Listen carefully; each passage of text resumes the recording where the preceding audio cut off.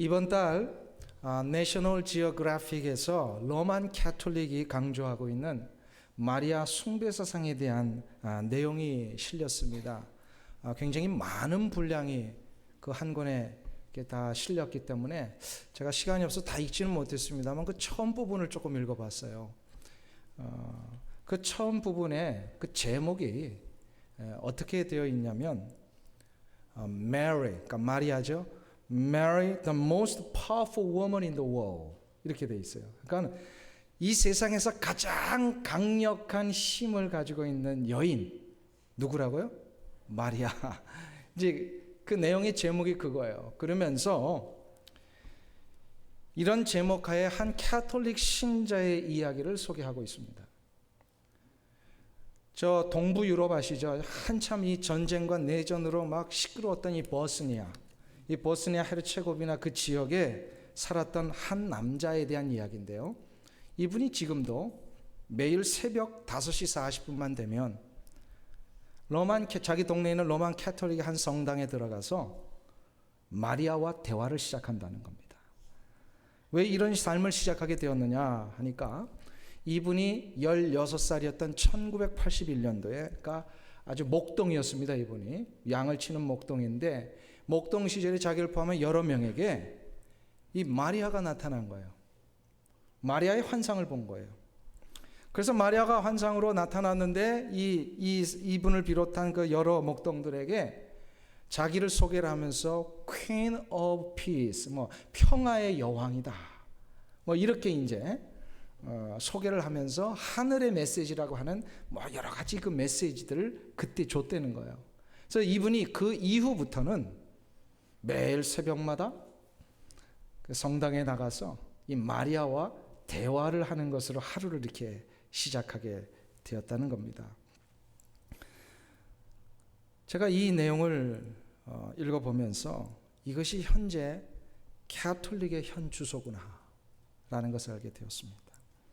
로만 캐톨릭은 예수 그리스도에게 집중하지 못하고 마리아에게 집중하고 있습니다. 이게 지금 현실이에요. 아무리 뭐라고 자기들이 이야기를 해도요, 이 캐톨릭이 이루어지고 있는 수많은 현장들을 한번 가보십시오. 마리아에게 집중을 하고 있습니다. 그 이유가 뭔지 아십니까? 예수님을 한 인간으로만 설명하기 때문에 그렇습니다. 예수를 한 인간으로만 생각하면 나중에는 예수를 하나님의 아들로 받아들이지 않는 결과를 만들어냅니다.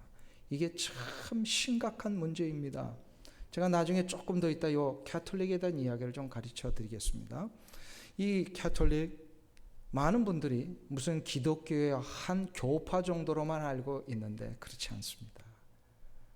지금 캐톨릭에서 오신 분들이 계시다면 분명하게 정리하실 필요가 있습니다. 캐톨릭은 지금 예수 그리스도를 자꾸 흐릿하게 만들고 있습니다. 거의 이단처럼 되어버렸어요. 예수님은 누구이십니까?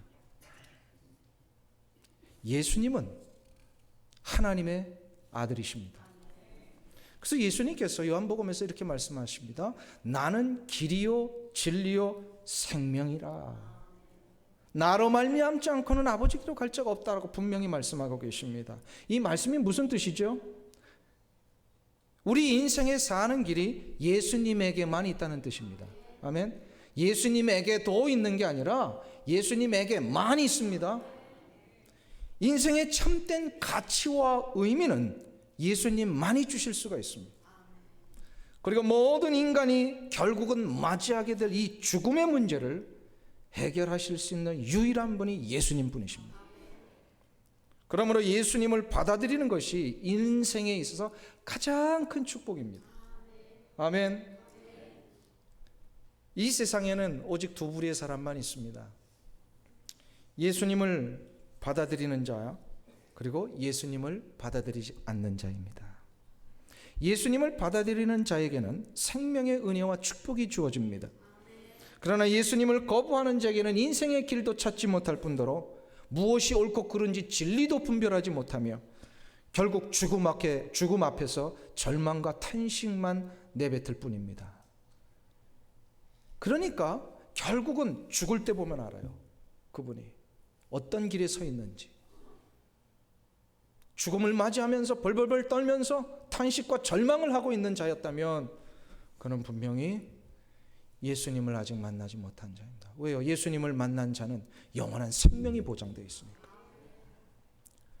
저는 오늘 이 아침에 바랍기는 이 자리에 앉아 계신 모든 우리 성도님들이 예수님을 만나 이 생명의 자리에 앉아 계시는 분들이시기를 축원합니다. 아멘. 그러나 우리 교회 저 바깥을 조금만 나가보면 우리는 쉽게 이 생명의 혜택을 누리고 살지 못하는 많은 분들을 보게 됩니다. 저들에게도 우리는 이 생명의 혜택을 분명히 전해줘야 합니다. 이것을 전하기 위해서는 왜 저들이 아직도 예수님을 받아들이고 있지 않는가를 알아야 돼요. 그 이유를 알아야 돼요. 그 이유를 살펴보는 것은 우리가 세상 앞에 복음을 전할 때에 복음을 저항하고 반대하는 저들의 이유가 무엇인지를 아는 것이기도 합니다.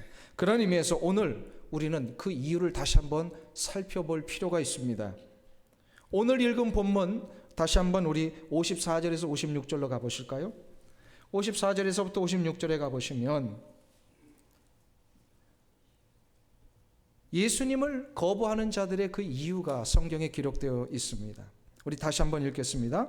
고향으로 돌아가사 저희 회당에서 가르치시니 저희가 놀라 가로되 이 사람의 이 지혜와 이런 능력이 어디서 났느냐? 이는 그 목수의 아들이 아니냐? 그 모친은 마리아, 그 형제들은 야고보, 요셉, 시몬, 유다라 하지 않느냐? 그 너희들은 다 우리와 함께 있지 아니하냐? 그런즉 이 사람의 이 모든 것이 어디서 났느냐? 아멘. 예수님께서 오늘 본문 바로 전까지 갈릴리 지역에서, 그러니까 특별히는 가버나움이라고 추정이 됩니다.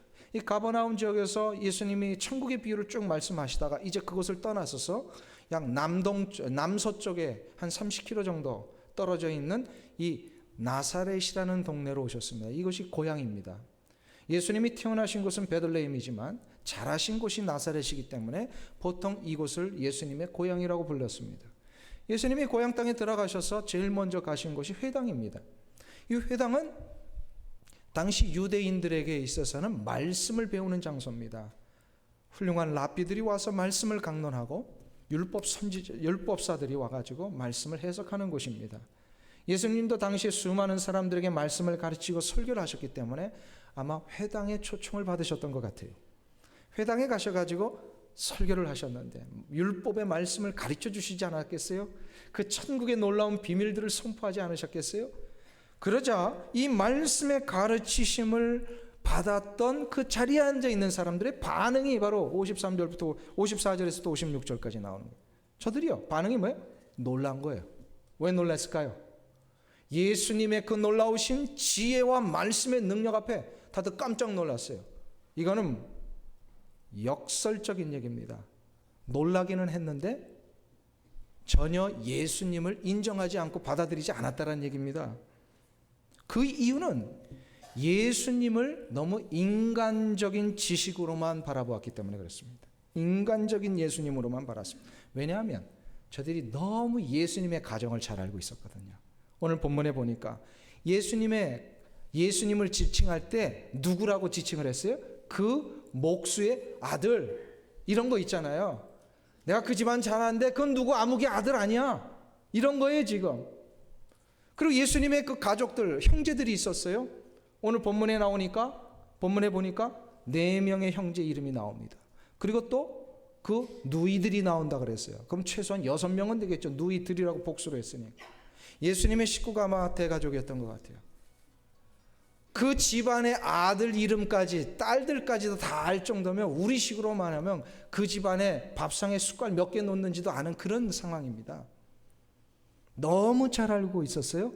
예수님이 어릴 때 어떻게 자라셨는지, 예수님이 자라면서 무엇을 하셨는지 이거를 잘 알고 있었기 때문에 이 사람들이요, 이걸 가지고 예수님의 그 말씀이 아주 좀 놀라운 은혜로 하시고 있음에도 불구하고 놀라기는 했는데 예수님을 받아들이질 못했던 거예요. 무슨 얘기죠? 예수님에 대한 인간적인 지식으로는 예수님을 받아들이지 못했다는 겁니다. 예수님을 이렇게 인간적으로 아는 것은요, 그게 표면적인 지식이요, 그 현상만을 보는 지식입니다. 이 인간적인 지식이 그래서 참 위험합니다.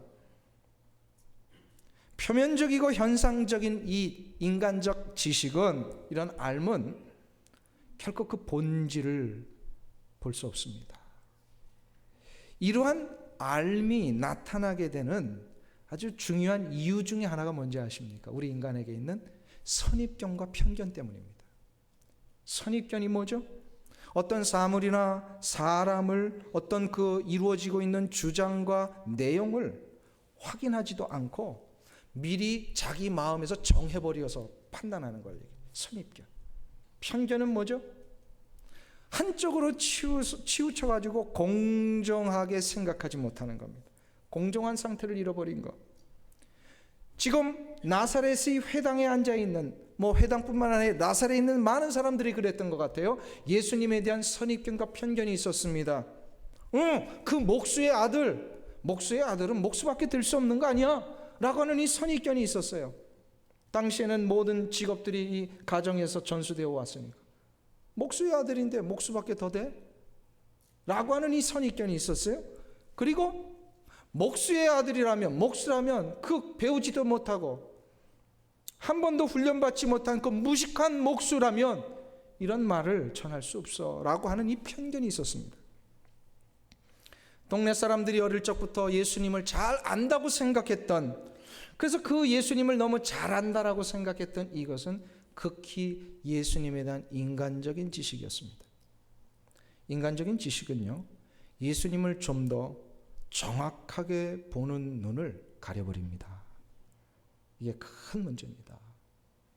이 시대도요, 요즘 예수님을 인간적인 면으로만 접근해가지고 책을 팔아먹는 사람들이 얼마나 많은지 몰라요. 근데 이상하게 그런 책들이 인기가 있어요. 예수님을 막 인간적으로 막 이상한 역사적인 근거도 없는 그 야사 같은 거, 삼류 소설에나 나올 법한 그런 것들을 어디서 그냥 인터넷에서 조사를 했는지 그거 편집해서 책 만들어서 팔고, 이런 일들이 너무 많아요. 그런 거 너무 사람들 눈을 뜨잖아요. 그러면 진짜 예수님이 누구이신지를 보지 못합니다. 이 선입견과 편견 참 무서운 겁니다. 신앙생활을 할 때, 특별히 영적인 세계를 바랄 때 이 선입견과 편견이 있으면요, 영적인 그 깊은 능력의 자리로 나가질 못합니다. 마치 이런 거죠. 우리 주위에서 흔히 선입견과 편견의 문제가 일어납니다. 우리 교회 안에서 장로 안수받고 또 집사 안수받게 되면 제일로 어색하고 힘들어하는 분이 누군지 아세요? 제일 어색하고 힘들어하는, 그분하고 어릴 때부터 동네에서 같이 자랐던 친구. 내가 그 친구 어릴 때 무슨 짓 하고 살았는지 다 아는데, 누구는 장로 되고 누구는 안 되고 이러면 굉장히 대하기가 어렵습니다. 대하기 어려워요. 왜냐하면 어릴 때부터 보아왔던 그 선입견이 있거든요. 그것이 우리를 지금도 자꾸 붙들고 있습니다. 제가 지난 여름에 안식월을 맞아서 한국에 있을 때 일본에 계시는 선교사님으로부터 좀 연락이 급하게 와서 그 선교사님을 만나기 위해서 며칠 잠깐 간 적이 있습니다. 동경은 2시간이면 가더라고요. 제가 그때 일본을 처음 가본 겁니다. 갔는데 가기 전에 그런 생각이 있었어요. 저는 한국 사람들이 일본에 가면 다 돌 맞는 줄 알았어요. 하도 우리 일본 사람들하고 한국 사람들이 감정의 골이 깊고 막 서로 막 미워하니까 한국 사람 보면 막 돌 맞는다는 얘기 나오고 막 이렇게 피켓 들고 시위하는 뉴스만 봤으니까 조선 백성들에게 그래가지고 가면은 돌 맞는 줄 알았는데 갔더니 전혀 그게 아니더라고요. 얼마나 이분들이 그냥 아주 살갑게 막 대하는지 하이 그러더라고요.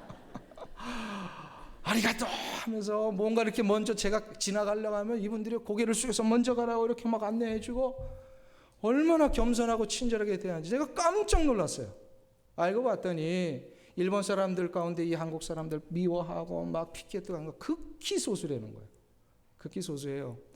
정권을 유지하기 위해서 극우파 세력들이 그걸 자꾸 이용해서 자기들의 권력 유지하고 막 반항 감정 일으켜가지고 막 그런 나쁜 짓들을 하고 있는 게 소수지, 대부분의 일본 사람들은 그런 이슈에 대해서도 뭘 알지도 못한대요.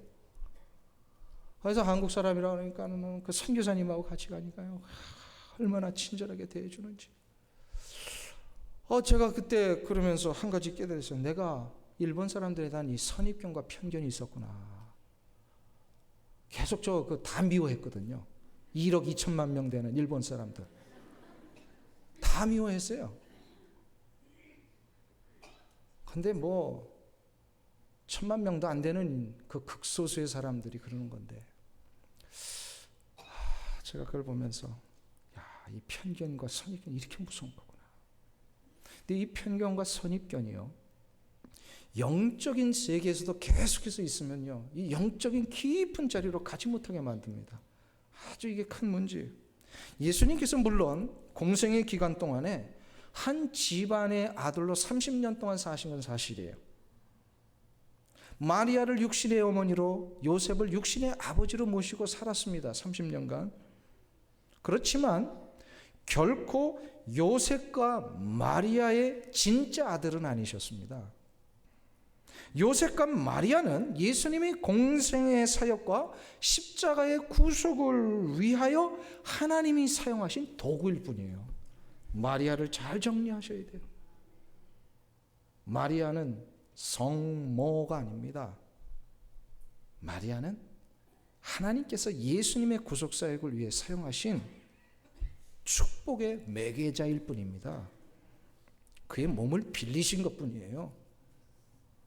이걸 이해하지 못하면 예수님을 한 인간으로만 자꾸 여깁니다. 이 문제를 이제는 우리는 해결을 해야 합니다.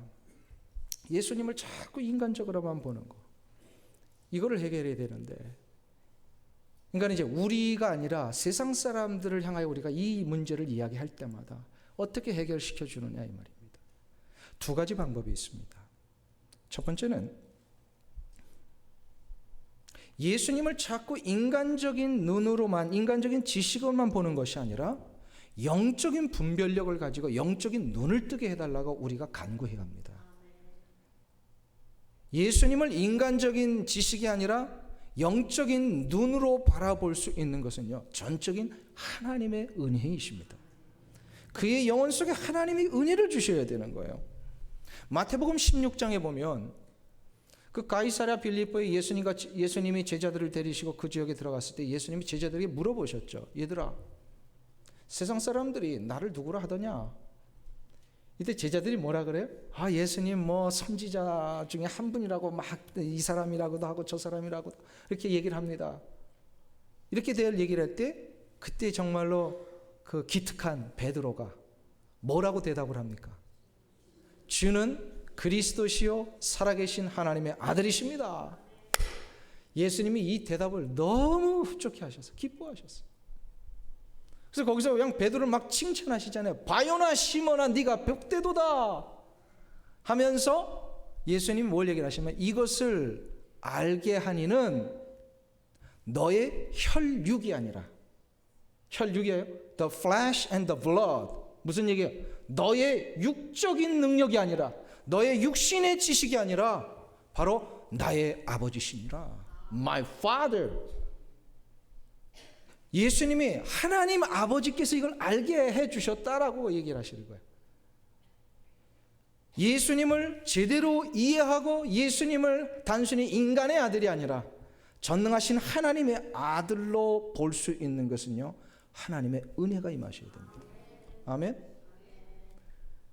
그러니까 맨날 그냥 이상한 야사나 보고 있고 예수님을 그냥 하나의 무슨 나사렛 출신의 그냥 한 젊은이로만 읽는 이런 책들만 좋아하는 그런 사람들 보면요, 가가지고 자꾸 논쟁할 필요가 없어요.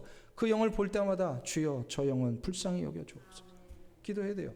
하나님 은혜가 임하셔야 돼요. 요한복음 1장에 보면은요, 나다넬이라는 제자가 나옵니다. 이 나다넬이 나중에 바돌로메임을 우리가 알 수 있는데요, 나다나엘이 맨 처음에 예수님 안 따라다녔어요.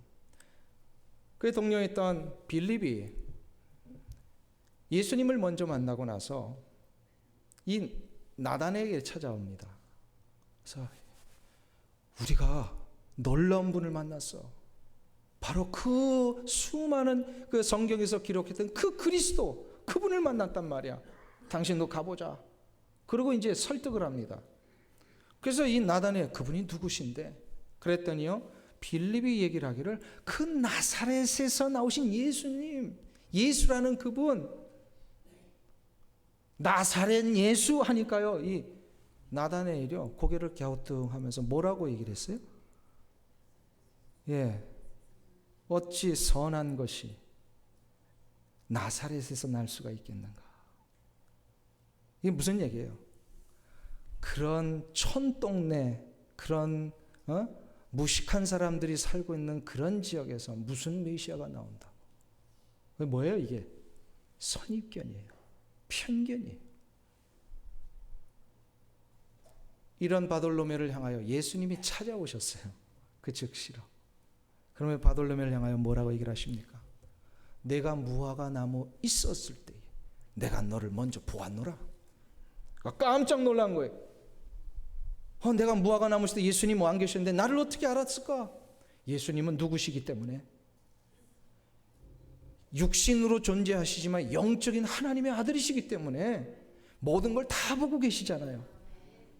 그제서야 바돌로메가 깨달은 거예요. 자기가 예수님을 나사렛 출신의 그냥 한 인간적인 예수로만 알았던 자기를 하나님의 그 권능의 역사로 깨우쳐 주시고 나니까 예수님을 따라다니는 제자가 됐잖아요. 예수님을 바라보는 것은요, 하나님의 은혜가 임하셔야 됩니다.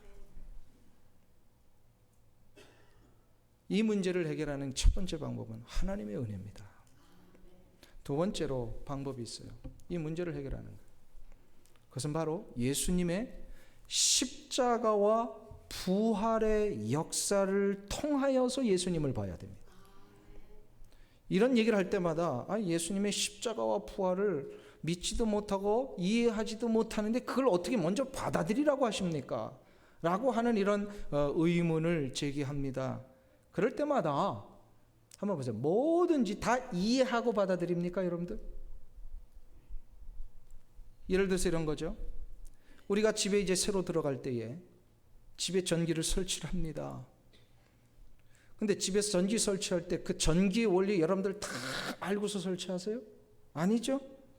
그냥 전기 설치하고 나니까 전기를 통하여 빛이 우리 집안에 비춰지고 환해지는 것을 그냥 누리게 되는 겁니다.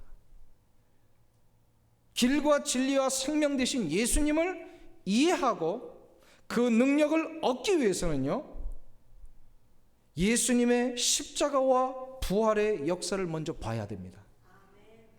그냥 예수님의 십자가와 부활을 먼저 받아들이면 이 길과 진리와 생명 되신 예수님께서 우리의 삶에 이 생명의 빛을 비춰주시더라는 거예요.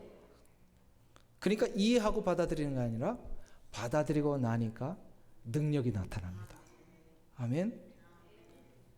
그래서 예수님이 진정 누구이신지를 알기 위해서는 예수님의 십자가와 부활의 역사를 먼저 내가 테이크오버해야 돼요.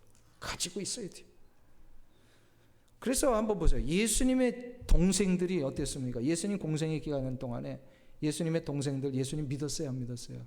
안 믿었어요. 다 예수님 이상하다고 생각했어요.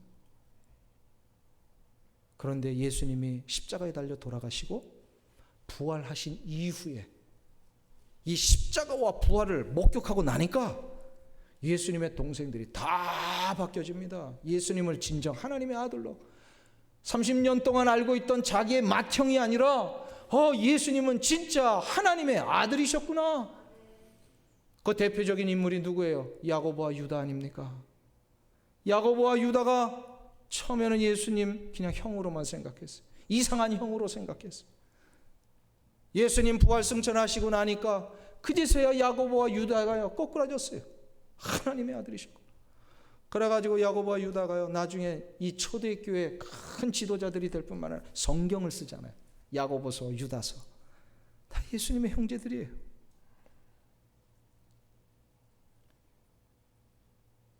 예수님을 지식적으로만 바라보는 이 눈을 해결하는 방법은요, 예수님의 십자가와 부활을 먼저 소유해야 합니다. 가톨릭의 수많은 성당들을 한번 가보십시오. 그 가톨릭에서 예수님을 소개할 때 반드시 누가 먼저 나와요? 마리아가 먼저 나옵니다. 마리아를 소개할 때는 반드시 예수님을 아기 예수로 소개해요. 가만 보세요. 이 남미나 필리핀은 지금 다 기독교 국가라고 합니다. 근데 그래서 가서 이분들 얘기하면 아유 크리스천 그러면 다 자기들 크리스천이래요. 근데 그 무슨 얘기냐면 캐톨릭 성당에 그냥 한 번 갔다 와본 사람도 다 크리스천이라고 생각해요. 그게 뭐가 뭔지 모르면서. 그러면서 한 번 갔다 오면 좋대요. 왜냐하면 자기들이 뭘 하나 받아온대. 받아오는 게 뭐냐면 성모 마리아 상입니다. 아기 예수를 안고 있는. 집집마다 그거 다 갖다 놓고 있어요. 마치 우상을 섬기듯이. 아기 예수를 강조한다라고 하는 것은 그 아기 예수를 안고 있는 어머니 마리아를 부각시키기 위함입니다. 이것은 우리로 하여금 예수님에 대한 인간적인 부분만을 보게 하는 것입니다. 예수님을 인간적인 눈으로 보는 순간부터 나타나게 되는 가장 큰 위험은 무엇인지 아십니까? 예수님의 십자가와 부활을 강조하지 못하게 만들어버립니다. 가톨릭이 예수님의 탄생을 축하하는 이 성탄절, 예수님의 부활하심을 기념하는 이 부활절을 굉장히 크게 성대하게 치르고 있는 것처럼 보이지만 실제로 그 행사의 중심에 들어가 보십시오. 그 미사에 가보세요.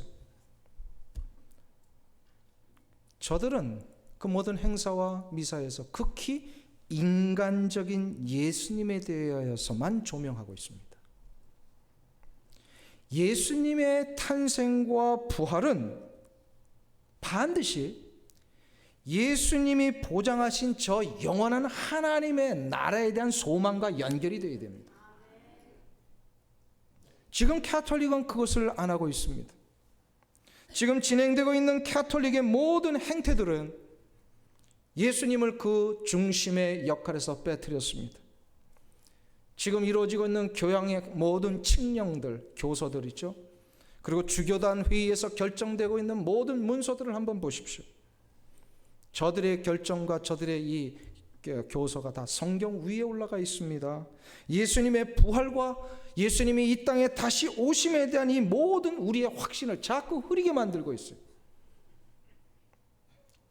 제가 직접 검증되지는 않았지만 누군가로부터 들은 얘기입니다.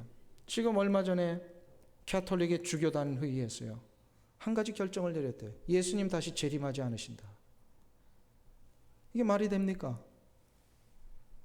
제가 나중에 기회가 되면 가톨릭 전문가에게 한번 확인을 해보고 싶어요. 진짜 그렇게 얘기를 한 건지. 지금 이게 한 단면입니다. 가톨릭이 지금 어느 방향으로 가고 있는지. 교황의 메시지를 한번 보세요. 교황의 메시지는 가난한 자, 헐벗은 자 이렇게 돕고 갑시다. 이거는 있는데 예수 그리스도의 십자가와 부활을 통한 저 영원한 하나님의 나라에 대한 이 확보, 여기에 대한 확신이 다 빠졌습니다. 우리 속지 말아야 돼요. 교황은 인격적으로는 존경할 만하지만 신앙적으로는 잘못된 길을 가고 있습니다. 이것은 가톨릭의 문제만은 아닙니다. 우리 한 개개인도 이런 문제에 쉽게 빠져버립니다. 예수님의 십자가와 부활을 제대로 이해하지 못하거나 보지 못하면 그 영혼은 결코 영적인 눈을 뜰 수가 없습니다. 예수님의 구원을 통하여 이루신 생명의 능력과 천국의 기쁨을 누리며 살기 위해서는요, 반드시 예수님을 아기 예수가 아니라, 목수의 아들이 아니라 나를 위해 십자가에 달려 돌아가셔서 부활하신 후에 저 천국에 계시다가 나를 위하여 다시 오실 재림주로 꼭 받아들여야 됩니다. 그래서 신앙 고백이 중요한 거예요. 우리 매 주일마다 신앙 고백하잖아요. 사도의 신경으로. 그 얘기를 하고 있는 겁니다. 우리는 예수님 소개할 때 그래서 육신적인 예수만을 얘기하면 큰일 납니다. 예수님의 십자가와 부활의 이야기를 꼭 해야 돼요. 꼭 해야 돼요. 이 시대는 가난하고 소외된 자들을 섬기는 것을 매우 중요한 가치로 여기고 있는 것이 사실입니다. 그래서인지 이 시대의 교회들도 세상을 향하여 가난하고 소외된 자들을 섬기는 것을 강조하고 있습니다. 그런데 강조하는 건 좋지만 여기서 더 나아가서 이것을 최고의 가치와 사명으로 여겨야 한다고 주장하는 자들이 있다는 겁니다.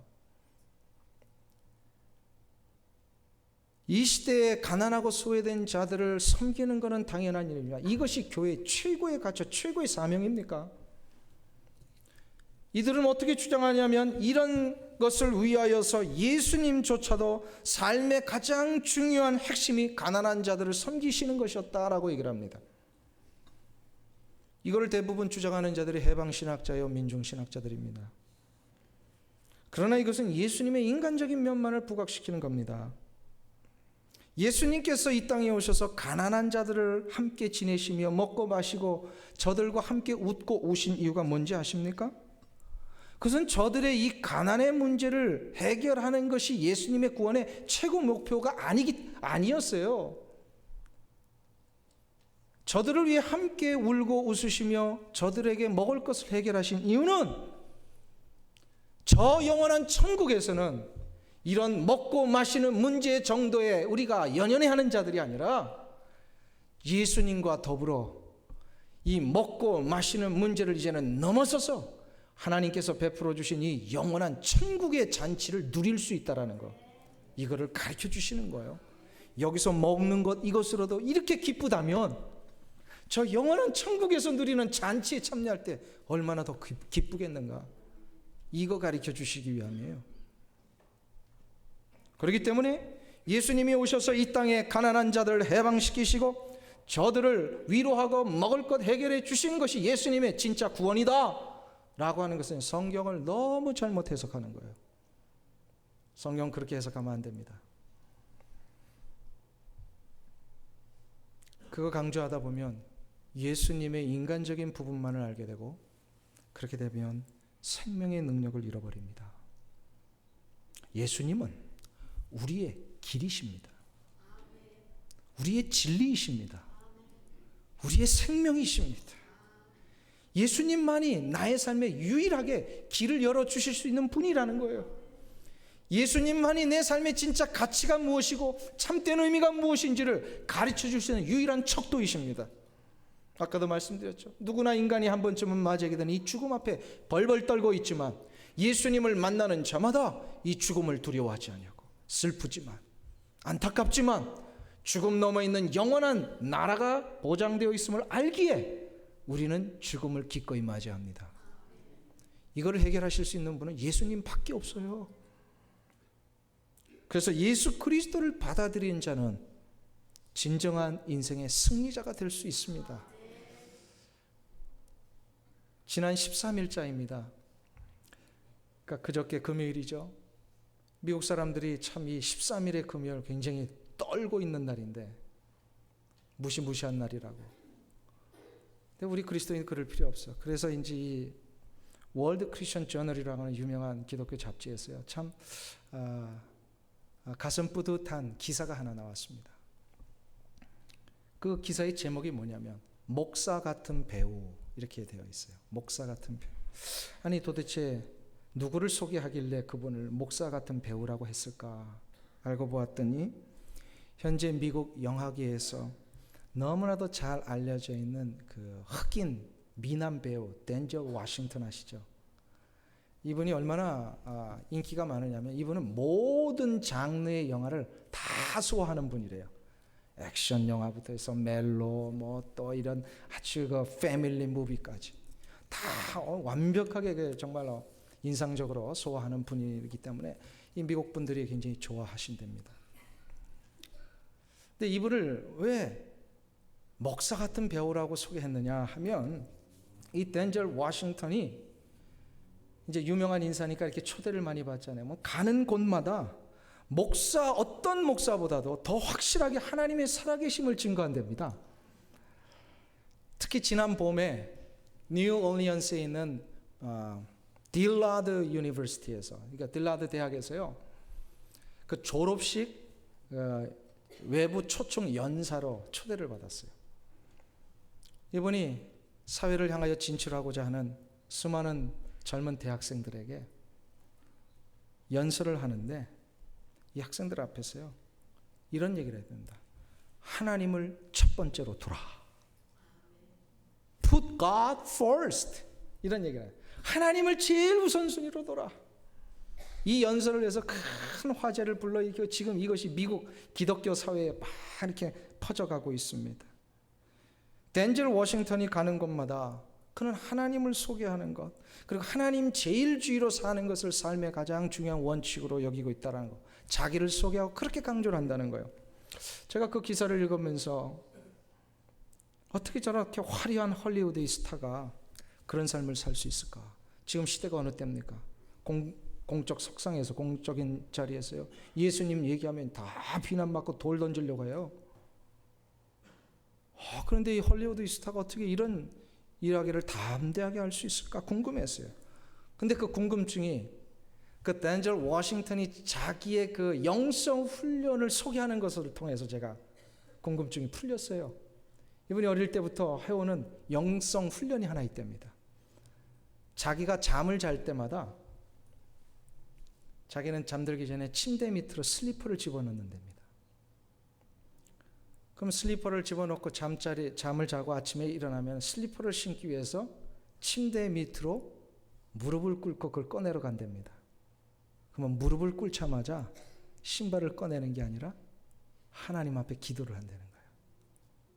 일부러라도 무릎을 꿇고 하루를 시작하기 전에 하나님 앞에 기도하기 위해서 맨 밑에 침대 밑에 슬리퍼를 넣는다. 그래서 학생들한테 얘기를 한답니다. 잠자기 전에 슬리퍼를 침대 밑에 넣으십시오. 슬리퍼를 넣으십시오. 이분에게 우리 한국교회 새벽기도 가르쳐줬으면 새벽기도 하셨을 것 같아요. 참으로 귀한 자세 아닙니까, 여러분들? 화려한 영화계의 스타 이전에 어떻게 하나님 앞에 날마다 기도하며 하루를 시작할 수밖에 없는 이 자세를 그가 어떻게 배웠을까요? 알고 봤더니 이분이 목사님 아들이에요. 자기 아버지가 흑인 빈민촌에서 60년 동안 목회를 하셨던 분이에요. 아마 그 영향이 조금 있었을 것 같아요. 근데 한번 보세요. 목사 아들이라고 다 그렇게 돼요? 목사 아들이라고 다 이런 신앙의 길 갑니까? 아니에요. 목사 아들 중에 삐뚤어 나가는 사람 얼마나 많은지 몰라요. 순간적으로 저도 그 길 갈 뻔했다가 다시 돌아왔잖아요. 오히려 강압적인 신앙을 요구하면 반발하기가 쉽습니다. 그렇다면 어떻게 그 흑인 지역에서 목회했던 그 아버지 밑에서 자랐던 이 덴젤 워싱턴이 어떻게 이 신앙을 했을까? 그는 그의 육신의 아버지 때문도 아닙니다. 그가 이런 삶을 살 수 있었던 것은 어느 순간인가 그의 인생에 자신도 모르는 때에 예수님이 찾아오셔서 하나님의 은혜를 주셨기 때문이며, 그 하나님의 은혜로 인하여 그냥 주입되어 들은 지식이 아니라 인격적으로 예수 그리스도를 만났기 때문입니다. 예수 그리스도를 만나기 위해서는요, 그가 십자가와 부활을 이미 이해했던 거예요. 받아들였던 거예요. 나를 살리시고 영원한 생명을 보장하신 예수 그리스도의 십자가와 부활을 그가 경험했기 때문입니다. 예수 그리스도의 십자가와 부활을 경험할 때만이 예수님이 진정 내 인생의 길이시며 진리이시며 생명이 되어 주십니다. 그러기에 그 덴젤 워싱턴은 어느 곳에 가든지 연설하면서 Put God first, 하나님을 첫 번째로 두라, 어느 곳에든지 이 연설을 한다는 거예요. 사랑하는 성도님 여러분, 예수님은 그냥 목수의 아들이 아니십니다. 예수님은 한 가정의 가사를 책임져야 할 나사렛의 어떤 청년이 아니셨습니다. 예수님은 하나님의 아들이십니다. 예수님은 바로 나와 여러분의 인생을 회복시키시고 우리의 육체의 질병을 고치시며 우리의 절망과 고뇌를 해결하시기 위해 십자가에 달려 돌아가신 구원자이십니다. 그리고 그 예수님은 지금 부활하셔서 우리를 위해 다시금 영원한 나라를 준비하러 하늘에 올라가셨습니다. 이 예수님은 이제 우리 가운데 다시 오실 것입니다. 이것을 믿는 자마다 예수님이 보장하신 길과 진리와 생명의 능력을 소유합니다. 그러기에 사랑하는 성도님 여러분, 여러분이 가고 있는 이 길이 옳은 길입니다. 두려워하지 마시고요, 의심하지 마십시오. 뒤돌아보지 마시고 이 길을 끝까지 가십시오. 예수 외에는 다른 생명의 길이 없습니다. 예수님이 보장하신 생명의 길을 가는 자만이 저 영원한 하나님의 나라를 소유할 수 있게 인생의 승리를 보장받은 겁니다. 오늘도 이것을 여러분들이 누리실 뿐만 아니라 여러분의 주변의 사람에게 전하시고 간증하시는 귀한 은혜가 있기를 간절히 축원합니다. 기도하겠습니다. 하나님 감사합니다. 우리에게 은혜를 먼저 주셔서 예수님을 바로 알 수 있는 이 영적인 분별력을 주신 거 감사합니다.